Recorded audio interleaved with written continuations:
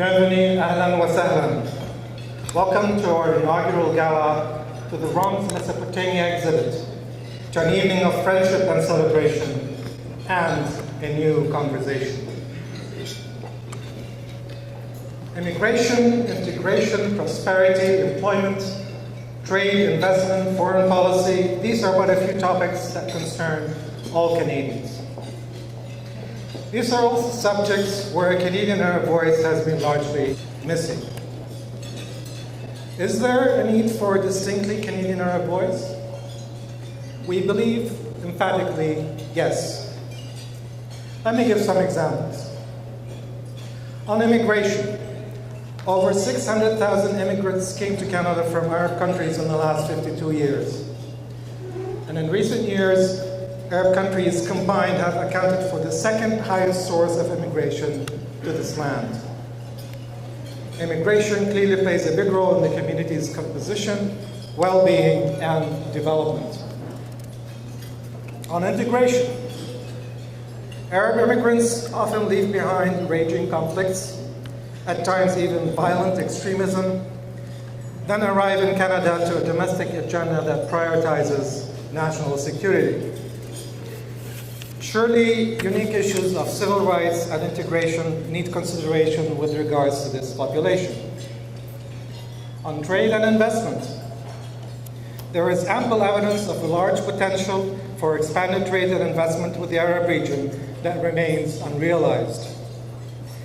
Barriers to expansion need to be identified, and economic opportunities need to be recognized.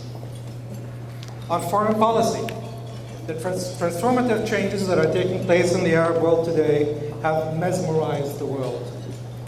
Maintaining a policy in the region that protects Canadian interests and promotes our values, a challenge at the best of times, has become an ever more convoluted proposition. Clearly, a Canadian Arab perspective, one that is based on research and analysis, will add richness to our national discourse and inform the debate on any of these topics. In fact, we believe that this new Canadian Arab voice would lead to a new conversation. New information always does. The traditional conversation about us has been largely without us. It was premised on headlines of violence and conflict, on Hollywood-driven stereotypes of bumbling sheiks and evil terrorists, and ignorance-motivated generalizations of religious oppression and extremism. It is hardly an appealing conversation to take part in, let alone be the subject of. Especially because none of these things represent our lives and values as Canadian Arabs. Our community is as diverse as Canada itself.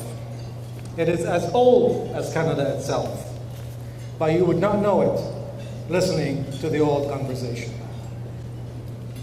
The Canadian Arab Institute's work will embrace the richness of our culture, cultivate our human capital, highlight our place in Canadian society, and promote the contributions we make and potential we can bring in the service of this society.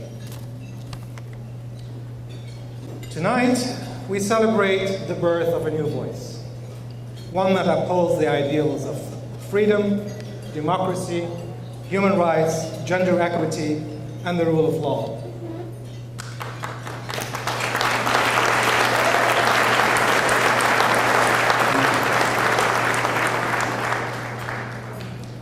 We stretch our hands to Canadians everywhere. Join us in promoting reason, understanding, and dialogue. Work with us in rejecting fear, hate, and propaganda. We reach out tonight to Canadian institutions of all stripes and tell them, collaborate with us for the benefit of our society and the values of inclusion and diversity it stands for. Let us start a new chapter tonight, my friends. Let us start a new chapter that is based on mutual respect. Let us have a new beginning. Let us have a new beginning without the baggage of the past. Let us have a new conversation.